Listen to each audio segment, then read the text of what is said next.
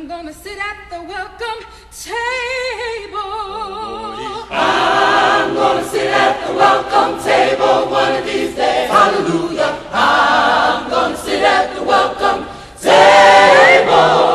Gonna sit at The African American Spiritual, or the Negro Spiritual, is highly emblematic of the transfer of African traditions to the antebellum American landscape of human enslavement. The term Negro Spiritual or Negro Folk music may very well seem derisive for a younger generation of listeners that know little about its evolution from African traditions. But the use of the term Negro within this context is an endearing effort and pays homage to the employment of those folk art forms by an oppressed and abased people to resist and to overcome that oppression and abasement. Therefore, Negro folk music encompasses various forms that evolved out of the antebellum American landscape, from the more familiar Negro Spiritual to less familiar forms such as ring games, calls, hollers, shouts, play party songs, work songs, and the blues. There are 8 specific characteristics of most of these Negro folk musical forms, especially the Negro Spiritual. Those characteristics are critical to note, remember, and focus on when listening to these forms, and they include the various employment of the blue or flatted 3rd and 7th tonality. In traditional singing of these forms, there's no apparent striving for that smooth and sweet vocal quality that is often associated with Western European traditional singing. They utilize expressions such as humming, moaning, and groaning.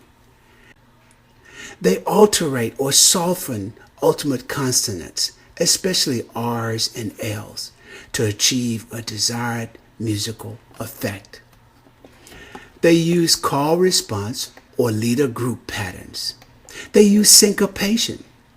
They implement percussive body sounds such as patting, hand clapping, and stomping as forms of accompaniment. Note that enslaved Africans in America were prohibited from making or using ritualistic drums, and many considered this technique as the need to transfer that ritual to the human body. And finally, they are orally transmitted. Call response is a uniquely African rhetorical device, and it can be found in many ritualistic practices, including musical practices, and it represents the most immediately recognizable characteristic of those 8 characteristics discussed here. Enslaved Africans transported the use of the device to the Americas, and it can be observed in early Negro folk music and performative practices, whether secular or religious, such as anthems, ring games and play party songs, calls, hollers, shouts, blues, and in Negro rhetorical practices such as religious sermons and speeches. The call generally represents a statement, a proposition, or even an acknowledgement. This call is submitted to a group of respondents, and they may be a general audience, a specific group, or even general observers of the call. Respondents may react to the initial call in various ways. They may provide a literal answer to the call. They may simply restate the initial call with minor alterations, or they may provide other responses that either acknowledge or comment on the initial call. In all of these ways, call response represents a discursive device that facilitates the interchange of intellectual and affective information between callers and respondents. As cultural phenomena, we often place the songs of black folklore into either of 2 broad categories, secular or religious. Such categorization, however, is highly limited because these genres equally share and borrow from a common cultural substratum and repertoire of musical effects. The role assumed by their oral transmission provides a compelling case for viewing this category in its entirety as oral literature. So often we speak of the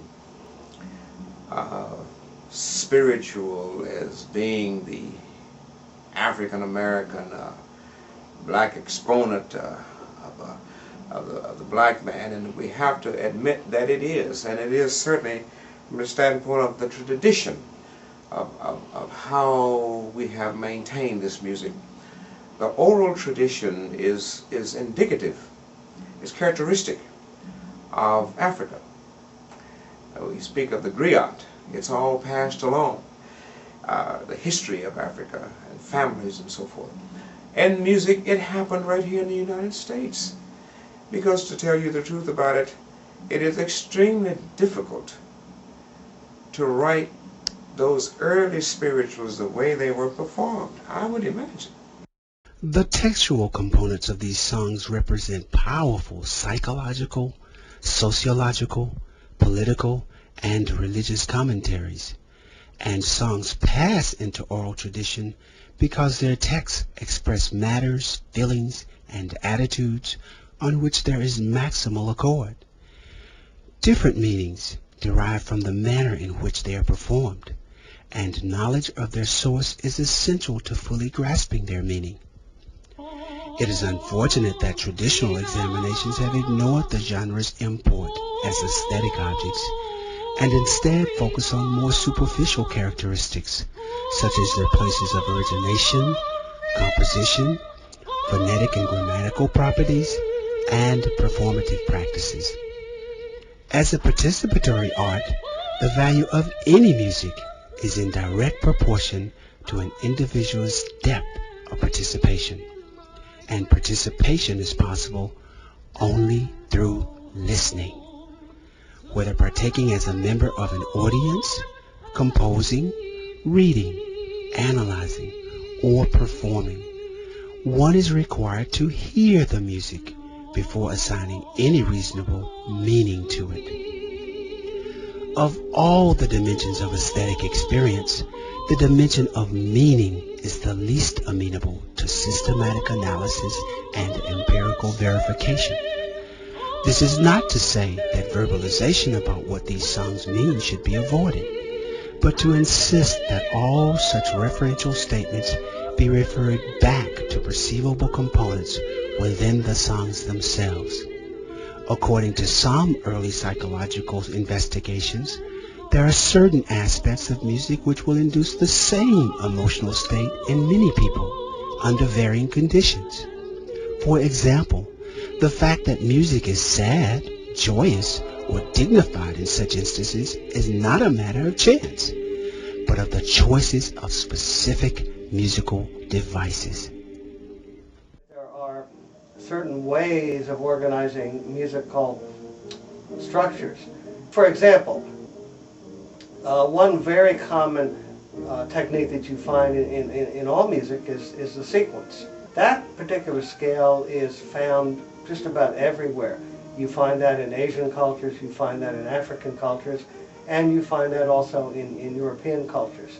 That pattern, you know, those intervals are just very easy to sing.